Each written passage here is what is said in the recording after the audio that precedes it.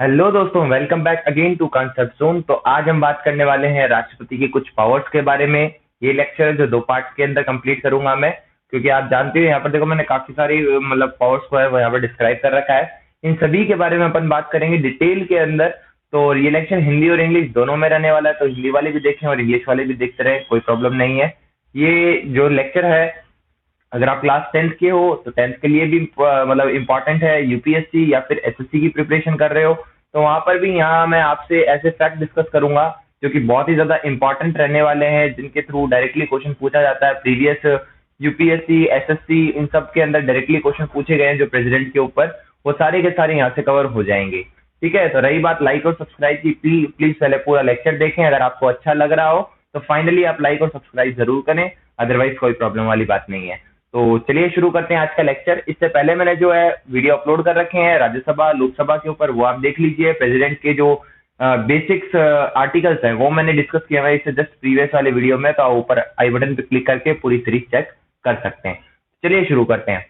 तो ये देखिए, पावर्स ऑफ प्रेसिडेंट की बात करूं, अगर मैं शक्तियों की बात करूं राष्ट्रपति के, तो काफी सारी, जैसे administrative, legislative, diplomatic, military, emergency, pardon, veto, ordinance and finance. ये सारी पावर्स जो है, मतलब सबसे ज्यादा पावर्स ऑब्वियस है कि फर्स्ट सिटीजन ऑफ इंडिया है, तो दैट्स वाई इनके ऊपर सबसे ज्यादा पावर्स होंगी। तो ये सारी शक्तियां इसके अंदर डिटेल के अंदर अपन डिस्कस करेंगे। एक एक जो पावर है उनमें वो क्या क्या कर सकते हैं, उनके पास मतलब ऐसा क्या करने की जो पावर्स हैं उन सभी को डिस्कस करेंगे डिटेल में। तो पहला है, मैंने दिया है एडमिनिस्ट्रेटिव, यानी कि प्रशासनिक और राजनीतिक शक्तियां। इसके अंदर क्या है, ये एक तरीके से जो बड़े बड़े ऑफिसर्स हैं उनको अपॉइंट कराने का काम होता है। प्लस इनके अलावा ये क्या होता है, एग्जीक्यूटिव फंक्शन के लिए जो सबसे ज्यादा मेन एक तरीके से अथॉरिटी है वो यही है। मतलब एक तरीके से जितनी भी बिल्स जो पास होते हैं, जैसे आपको पता होगा बिल्स होते हैं जो एक्ट बनते हैं बाद में, तो राज्यसभा और लोकसभा में पास होने के बाद में फाइनली हर एक बिल पर प्रेसिडेंट के सिग्नेचर बहुत ही ज्यादा जरूरी होते हैं, तभी जाकर वो बिल जो है एक्ट बनता है। तो एक तरीके से पूरे इंडिया की एग्जीक्यूटिव अथॉरिटी कौन हो गई, हमारे जो प्रेसिडेंट है वो हो गए। हेड ऑफ एडमिनिस्ट्रेशन, जैसा कि मैंने अभी आपको बताया, एडमिनिस्ट्रेशन के जितनी भी जो एक तरीके से यूनिट्स होती है उनके हेड कौन होते हैं, एक तरीके से हमारे पूरे के पूरे प्रेसिडेंट होते हैं। ये बात आपको पता रहनी चाहिए। तीसरा, अपॉइंटमेंट, जैसा कि मैंने कहा इंपॉर्टेंट फैक्टर है यहाँ पर अपॉइंटमेंट। ये बड़े बड़े जितनी भी अपॉइंटमेंट्स होती है वो सारी की सारी प्रेसिडेंट के द्वारा की जाती है। जैसे आपके पीएम और सीएम यानी काउंसिल ऑफ मिनिस्टर, यानी कि जो जितने भी मिनिस्टर्स होते हैं, मंत्री होते हैं, उन सभी की अपॉइंटमेंट कौन करते हैं, प्रेसिडेंट करते हैं। पीएम के तो आपको पता ही होगा, सीओएम को अपॉइंट कौन करता है, प्रेसिडेंट करता है। किसके कहने पर या फिर नॉमिनेट करने पर, प्राइम मिनिस्टर के कहने पर, ये बात ध्यान रखिए। अटॉर्नी जनरल ऑफ इंडिया, इनकी भी मतलब जो भारत के महान्यायवादी हैं, एक तरीके से ये एक ऐसे पर्सन, एक तरीके से वकील टाइप का समझ लीजिए। तो ये सबसे सीनियर मोस्ट लीगल ऑफिसर होते हैं पूरे इंडिया के, जो क्या करते हैं, अगर मान लीजिए कोई फॉरेन पॉलिसी है या फिर कोई और पॉलिसी है, उसके अंदर उस टाइम पर जो लीगल एडवाइजर की तरह जो काम करता है वो पर्सन हमारे होते हैं attorney general of India. Highest law officer, assist to the government in legal matters. मतलब जितने भी लीगल मैटर्स होते हैं वहां पर अगर एडवाइजरी की तरह असिस्टेंट के लिए अगर कोई पर्सन काम करेगा, वो कौन होगा, हमारे अटॉर्नी जनरल ऑफ इंडिया होंगे। ठीक है, अगले हैं हमारे सीएजी, यानी कि controller and auditor general of India. एक तरीके से ये वो पर्सन है जिनको क्या करते हैं, ये जितने भी एक्सपेंडिचर होते हैं, कितना मुनाफा हुआ है, कितना घाटा हुआ है, कहाँ कहाँ पर हम खर्च कर रहे हैं, तो उन सभी को एक तरीके से देखने के लिए, देखभाल करने के लिए एक पर्सन होता है जिनको आप सीएजी कहते हैं, है ना। ये सीएजी कहाँ पर डिफाइंड है, आर्टिकल 148 यानी कि 148 के अंदर डिफाइंड है पूरा। ठीक है, इसके अलावा आपके जो मेंबर्स ऑफ यूपीएससी हैं उनका अपॉइंटमेंट हो गया। जजेस of supreme court, high court, इन सबके जो जजेस होते हैं उनका अपॉइंटमेंट हो गया। चीफ इलेक्शन कमीशन जो होती है उनके अंदर मेंबर्स जो होते हैं उन सभी को, और चीफ इलेक्शन कमीशन को मतलब जो इंपॉर्टेंट मेंबर्स हैं उनकी भी जो एक तरीके से अपॉइंटमेंट है वो हमारे प्रेसिडेंट करते हैं। इसके अलावा आप बात करो गवर्नर ऑफ स्टेट, जितने भी गवर्नर्स हैं पूरे स्टेट के, जैसे राजस्थान का, कहीं और का भी, जब जहां का भी होता है उनकी एक तरीके से अपॉइंटमेंट कौन करते हैं, हमारे प्रेसिडेंट करते हैं। इसके अलावा आप देखो फाइनेंस, लैंग्वेज, इन सब कमीशन के मेंबर्स की भी, प्लस माइनॉरिटी और बैकवर्ड कमीशन की, प्लस इंटरस्टेट काउंसिल मेंबर्स। ये मेन मैंने पॉइंट लिख दिए हैं कि यहाँ पर जो इंपॉर्टेंट मेंबर्स होते हैं उन सब की एक तरीके से अपॉइंटमेंट कौन करता है, हमारे प्रेसिडेंट करते हैं। तो यहाँ पर आप मुझे आप कौन सी स्टेट से बिलोंग करते हैं, तो आपके स्टेट के गवर्नर का नाम क्या है, प्लीज आप मुझे कमेंट बॉक्स में जरूर बताएं। अगर आप राजस्थान से है तो आपके गवर्नर का नाम क्या है, वह महाराष्ट्र से है या फिर गुजरात से या फिर कहीं और से, तो जहां से भी आप ये लेक्चर देख रहे हैं तो प्लीज एक बार अपना जो स्टेट का जो गवर्नर है उसका नाम जरूर जरूर मुझे बताएं। ठीक है, तो चलिए अब हम बात कर लेते हैं आगे की जो एक्स्ट्रा और जो पावर्स हैं, मिलिट्री पावर्स हो गई या फिर वीटो पावर्स हो गई या फिर आपकी जो लेजिस्लेटिव पावर्स है उनके बारे में बात कर लेते हैं।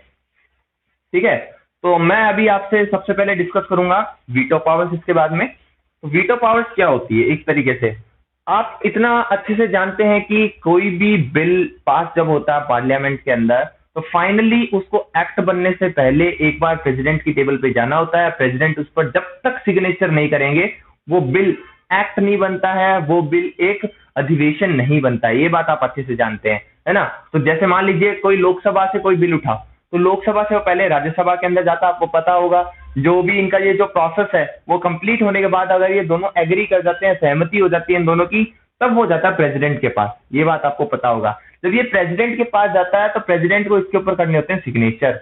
अगर ये सिग्नेचर हो जाता है तो ये बिल क्या बन जाता है, एक्ट यानी कि अधिवेशन बन जाता है, आपको पता होगा, है ना। लेकिन यहीं पर ये सिग्नेचर करेंगे या नहीं, या कब करेंगे, यही एक तरीके से वीटो पावर है प्रेसिडेंट की। ठीक है ना। तो वीटो पावर्स है जो प्रेसिडेंट की, वो बेसिक 3 पार्ट में डिवाइडेड है। 3 पार्ट में डिवाइडेड, उसमें से एक है एब्सोल्यूट यानी कि पूर्ण, यस और नो क्या करना है उसके ऊपर, रिजेक्ट करना है, सेलेक्ट करना है, पास करना है, जो भी करना है। दूसरी पावर होती है सस्पेंसिव, है ना।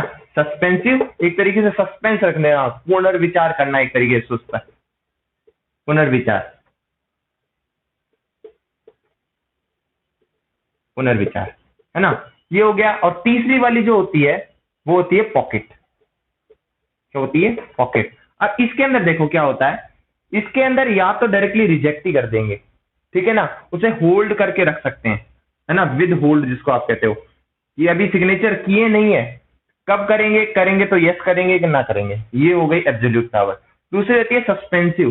सस्पेंसिव एक तरीके से मतलब उस पर पुनर्विचार करने के लिए वापस भेज दिया, राज्यसभा या लोकसभा के अंदर वापस भेज दिया।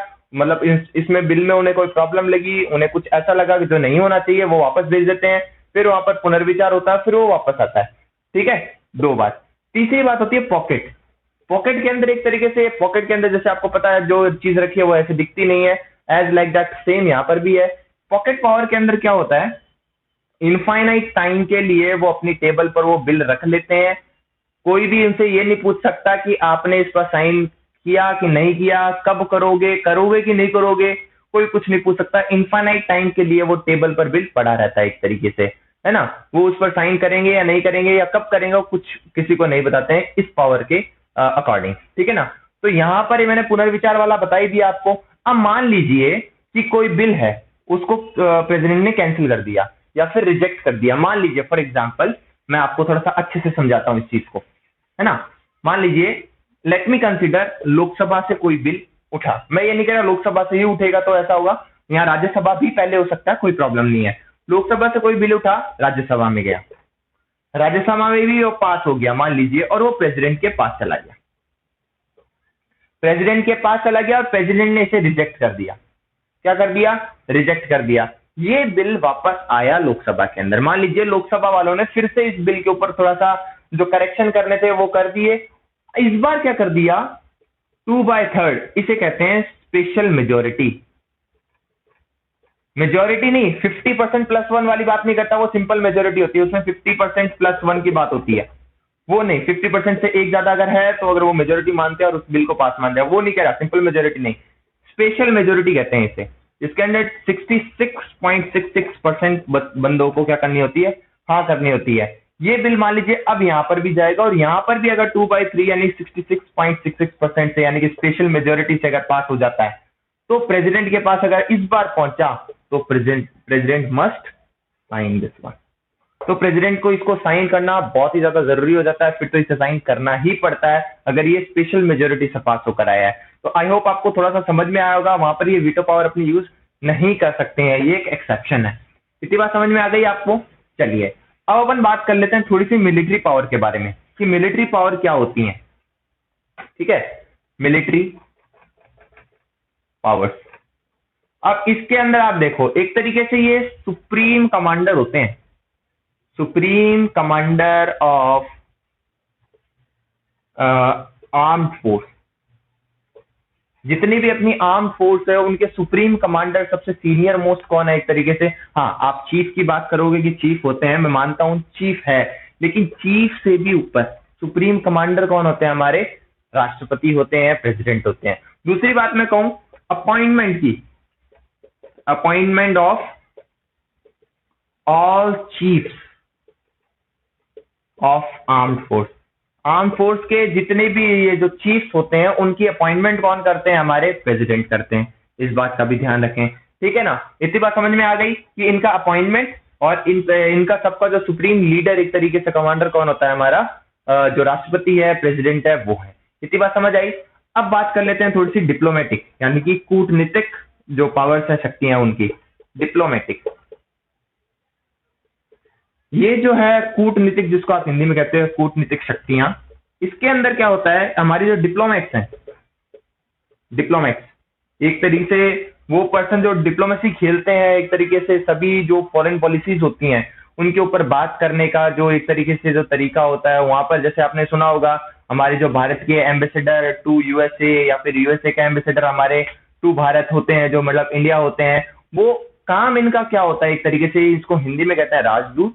यहाँ पर डिप्लोमेट्स दो तरीके के होते हैं, एक होता है हाई कमिश्नर, एक होते हैं एम्बेसडर,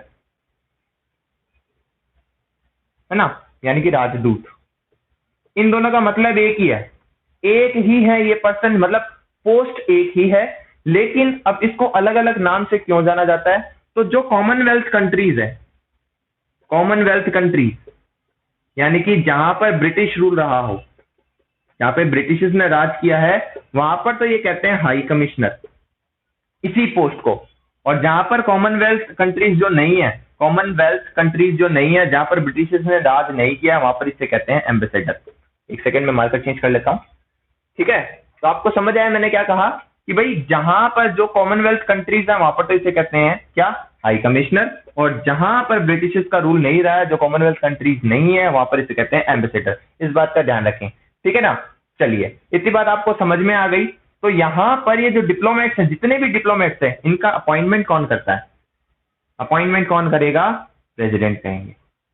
इस बात का ध्यान रखें, ठीक है ना? कौन करेगा? प्रेसिडेंट करेंगे। तो अब आप मुझे एक और कमेंट करके बताएं कि यूएसए के लिए हमारे एम्बेसडर है या फिर हाई कमिश्नर है? एक तो बात आप मुझे ये बताएंगे, ठीक है ना? एम्बेसडर है या फिर हाई कमिश्नर है, और जो भी है उनका नाम क्या है? आप मुझे कमेंट बॉक्स में लिख के बताएं। क्योंकि अभी सबसे अच्छे रिलेशंस हमारे, जो अगर मैं 2020 की बात करूं तो सबसे अच्छे रिलेशंस हमारे किसके साथ है अभी की घड़ी? जो यूएसए है उनके साथ में है। और अभी ऑस्ट्रेलिया और बाकियों के साथ में बातचीत अच्छी है, काफी अच्छे रिलेशंस है, ये मानता हूं। लेकिन आप मुझे यूएसए के बारे में बताएं कि यूएसए के साथ मतलब हमारे जो एम्बेसडर हैं या फिर हाई कमिश्नर है, दोनों में से कौन है और उनका नाम क्या है? ठीक है, तो आई होप आपको ये जो मैंने जो पावर्स है समझाई है वो हल्की फुल्की आपके समझ में आई होगी। हो सकता है थोड़ा सा फास्ट रहा हो लेक्चर, तो आप थोड़ा सा इसे स्लो करके या फिर वापस से पीछे जाकर एक बार देख सकते हैं। और तो करेंगे यहीं पर लेक्चर को इस बार तो एंड यहीं पर, और नेक्स्ट लेक्चर के अंदर पर डिस्कस करेंगे जो बाकी जो फाइनेंशियल पावर्स है, ऑर्डिनेंस पावर है, पार्डन पावर्स है, लेजिस्लेटिव पावर्स है। क्योंकि ये काफी लेक्चर लंबा हो जाएगा मुझे पता है, तो और एक साथ में आप इतना पढ़ भी नहीं पाओगे क्योंकि पावर्स बहुत ही ज्यादा है इसके अंदर। ठीक है, तो अगर आपको अब लेक्चर अच्छा लगा है तो आप प्लीज लाइक जरूर करें, सब्सक्राइब जरूर करें चैनल को, ताकि मैं इससे मेरे को मोटिवेशन आएगा और मैं आपके लिए नए ऐसे वीडियो लाता रहूंगा जिसके अंदर आपकी नॉलेज भी बढ़ेगी और आपको पढ़ने में थोड़ा सा इंटरेस्ट भी आएगा। ठीक है, और अगर ये वीडियो अच्छा लगा है प्लीज जिसको जरूरत है उसके साथ जरूर जरूर शेयर करें। बाकी मैंने एंशिएंट सीरीज चला रखी है एंशिएंट हिस्ट्री के लिए, वो आप जरा एक बार चेक कर लें। इसके अलावा मैंने आपको इंडियन पॉलिटी की एक पूरी जो सीरीज है वो सीरीज ही है, आप जो बाकी वीडियोस है प्लीज आप जाकर एक बार चेक जरूर कर लें। तो मिलते हैं अगले वीडियो के अंदर प्रेसिडेंट की कुछ और पावर्स के साथ में, तब तक के लिए thank you so much, have a nice day.